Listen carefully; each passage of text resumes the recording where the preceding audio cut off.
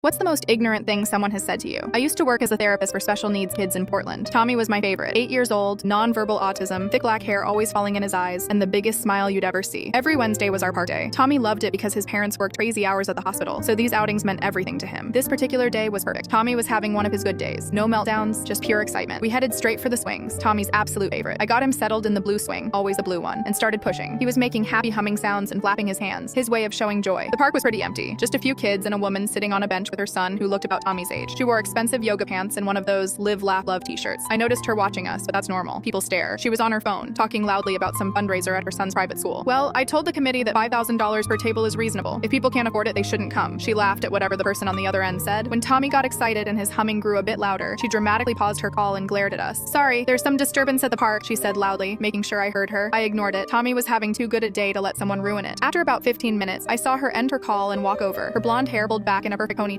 Before she even reached us, she was already waving her hand in front of her nose, like something smelled bad. "Excuse me," she said with a tight smile. "My son Braxton would like to use the swings now." I glanced around. There were 3 empty swings right next to us. "There are plenty of empty swings," I said, pointing to them. "Tommy really loves this one, but your son can use any of the others." She lowered her voice and leaned in closer. "Look, I can see you're doing your charity work, and that's nice, but my son doesn't feel comfortable around, people like him." Tommy kept swinging, oblivious to our conversation. "People like him?" I repeated. "He's making those weird noises," she whispered, then pointed to her head and twirled her finger in the universal sign for crazy. "It's scaring my son. Can't you take him somewhere else, like a special park or something?" I felt my face getting hot. Tommy wasn't doing anything wrong. "He's not making weird noises," I said firmly. "He's happy, and this park is for everyone." She put her hand on her hip. "Well, normal kids should get to use it first. That's just common courtesy." The word normal hit me like a slap. Before I could respond, her son, Braxton, looked up from his iPad. "Mom, why are you being mean?" he asked, confused. She looked startled. "I'm not being mean. I'm just trying to get you a swing." Braxton looked at all the empty swings, then at Tommy. "But there's lots of swings," he said. "Why is he moving like that?" I knelt down to Braxton's level. "This is Tommy. His brain works differently than yours, so he shows he's happy by rocking and making sounds instead of words." Braxton nodded like this made perfect sense. "Like how Grandpa whistles when he's happy?" "Exactly like that," I smiled. To everyone's surprise, Braxton walked over to the swing next to Tommy and climbed in. "Can I swing with him? I want to try making happy sounds too." His mother stood frozen, mouth open. She quickly looked around to see if anyone was watching them. Braxton started swinging, trying to match Tommy's rhythm. He even tried making similar humming sounds. Tommy turned his head slightly toward Braxton, a huge sign of social awareness for him. "He likes you," I told Braxton, who beamed with pride. The mother shifted uncomfortably. "Braxton, we need to go. We have that appointment." "But we just got here," Braxton protested. "I'm making a friend. We're leaving. Now." Her face was red with embarrassment. Before leaving, Braxton waved at Tommy. "Bye. I hope you keep being happy." As they walked away, I heard Braxton ask, "Mom, why did you say he was scary? He's just a kid like me." She didn't answer.